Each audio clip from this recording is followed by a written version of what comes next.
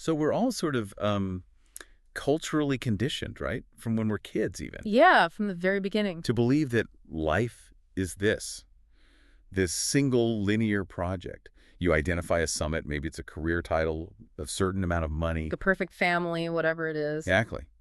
And you fight and you climb until you get there. And the whole story we're told is that that's when real life begins. Yeah. You get to finally rest in this, I don't know, permanent happiness. And that expectation, that very idea of a finite destination, that's the core psychological hazard we're really getting into today. It's a total paradox. It is. You win the game you've been playing your whole life, and then you just crash. You Yeah. get to the top, you look around, and there's this terrifying silence.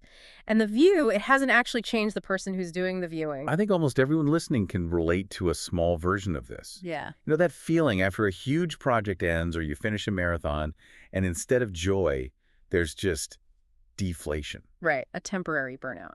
But the sources we've looked at, they describe something much deeper than that. Yeah. They're talking about a full-on existential collapse. Precisely.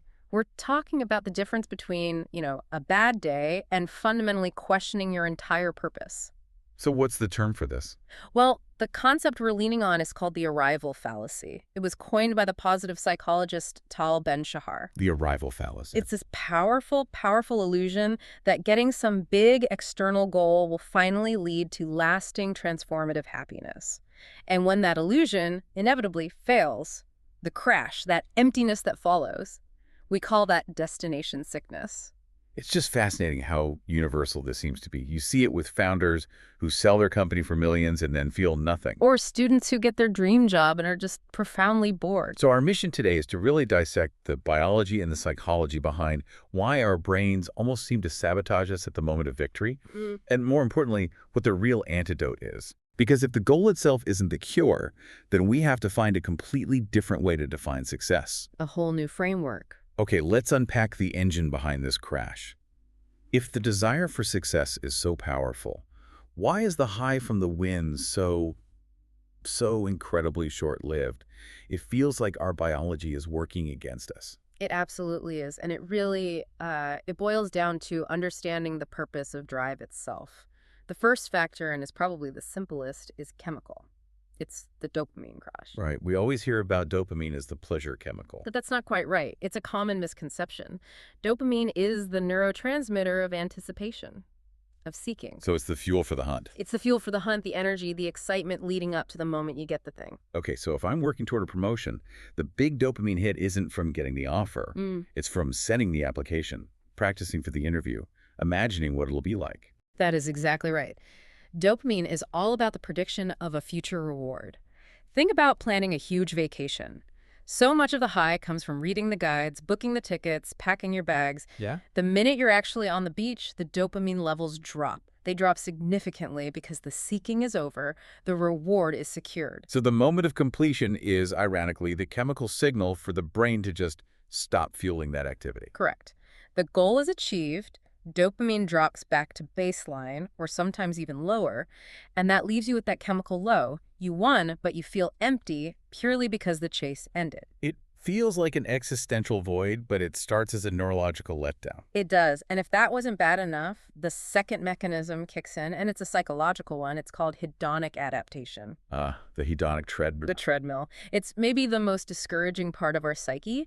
It's the process where no matter what major positive thing happens, a huge raise, winning the lottery, moving into your dream home, Your mind just goes back to its old baseline. it goes right back, quickly and efficiently. It's relentless. And quickly is the key word there, right? We're talking weeks or months, not years. Oh, absolutely. The sources often use the dream house example. You spend 10 years working for it. For the first few weeks, it's amazing. You notice the light, the space.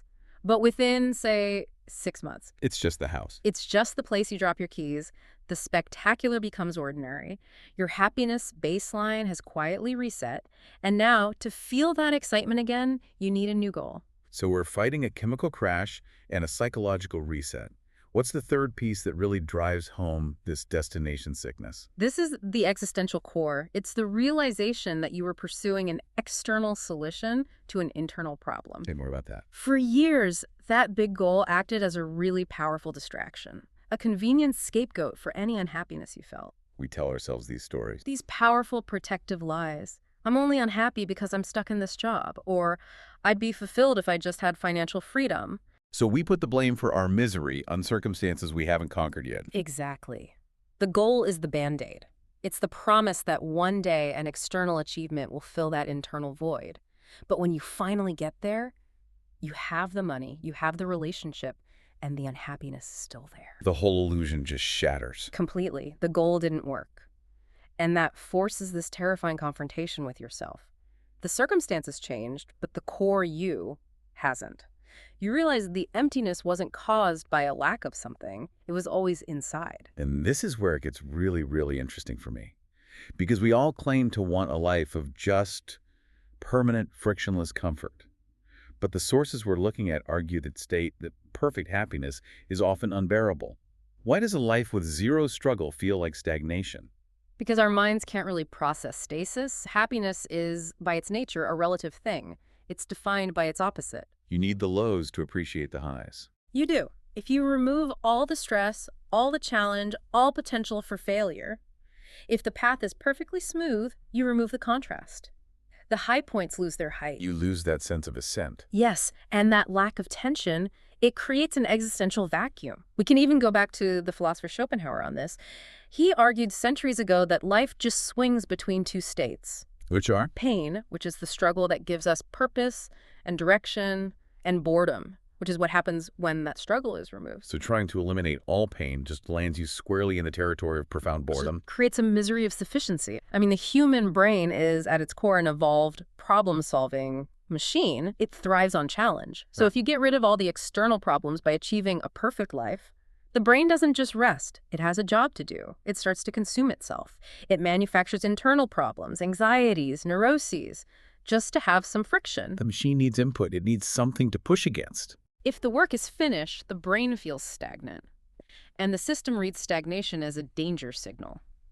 It's why people who have achieved everything often resort to extreme behaviors, risky business deals, insane physical challenges. They're destructive personal habits. They're subconsciously trying to put the stress back in, the friction they need to feel alive. Let's transition now to the darkest part of this, the true existential danger of destination sickness. This isn't just about being bored, is it? It's about a link to profound despair. What's so fascinating is that the toxicity of this despair really lies in the loss of the future. The future. Think about it. When someone is deep in the struggle, they're in debt, they're working a brutal job, they're fighting to get a degree, they have one incredibly powerful asset, and that asset is hope. Hope is the currency that lets us endure the present.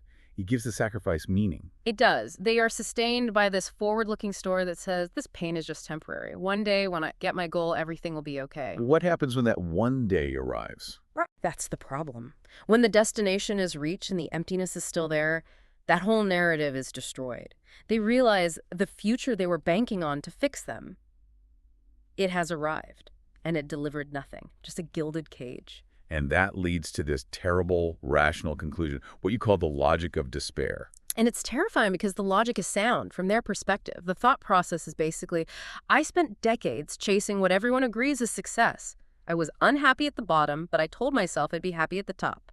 Now I'm at the top, and I'm still unhappy. And the conclusion from that is? The crushing conclusion is, happiness must not exist for me anywhere. If the cure success didn't work, then I am incurable. That must feel like total entrapment. I mean, where do you go from the highest peak? Yeah. The despair isn't about escaping pain anymore. It's about escaping the weight of a finished life. That feeling of being finished is the prison sentence. It's realizing there's nowhere left to climb to. A lack of problems becomes a lack of purpose. Yeah. And the human spirit just cannot tolerate a lack of purpose for long. So what does this all mean then?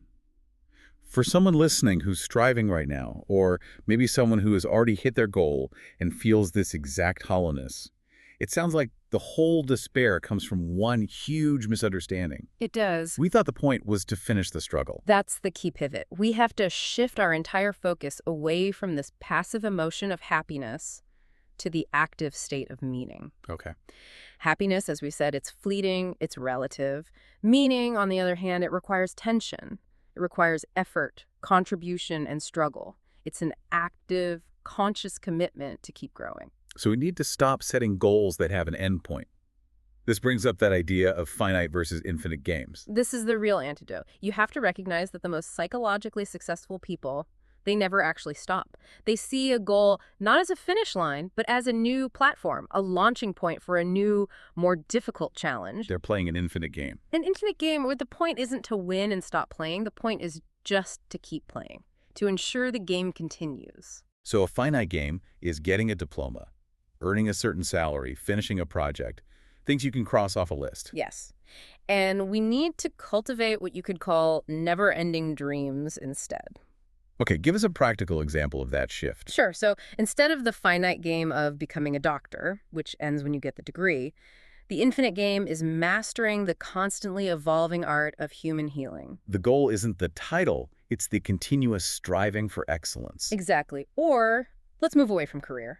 Instead of the finite game of achieving financial comfort, the infinite game is cultivating personal resilience and using my resources to help my community. These goals are powerful because you can never fully complete them. You can't, and that's the point. Resilience isn't a state you achieve and then you're done. It's a muscle. You have to actively keep it strong. If you stop striving, it atrophies. This ensures you never run out of problems for your brain to solve. So the sources are really insisting that we have to stop being afraid of the struggle. We almost need to celebrate it.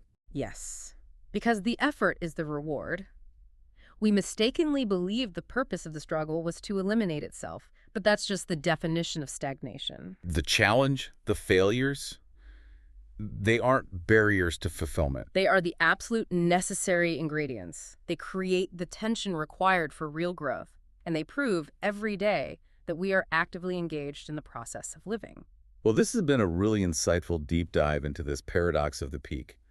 We've basically established that the perfect life we chase is often a mirage, and the silence after the win can be, well, deafening. And for anyone out there who finds themselves at their summit and feeling this emptiness, just remember that the feeling that nothing will ever change is a biological illusion. It's a chemical response. You are not broken. Your systems are just demanding a new challenge. Yin can be built again. It can, but it requires finding a new, worthy struggle to dedicate yourself to. So the ultimate takeaway here is that true fulfillment, it isn't found in the armchair at the top of the mountain.